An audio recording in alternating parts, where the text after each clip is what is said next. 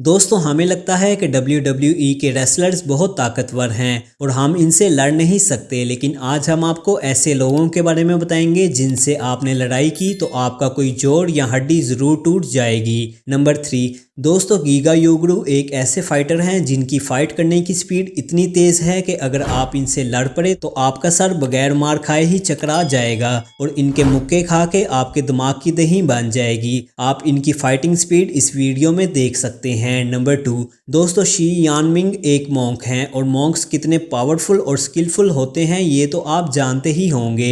ये बचपन से ही मार्शल आर्ट सीख रहे हैं और अब ये वहाँ एक्टर्स और बच्चों को कुंग-फू के साथ साथ मुख्तलिफ स्टंट्स सिखाते हैं। नंबर 1, दोस्तों आमिर खान को पाकिस्तान में कौन नहीं जानता। ये पाकिस्तान के शहर पिंडी में रहते हैं। किंग आमिर ने बेतहाशा अवार्ड्स और मेडल्स जीते हैं। इन्होंने अभी तक 39 मैचेस खेले हैं और 34 में जीत अपने नाम की है।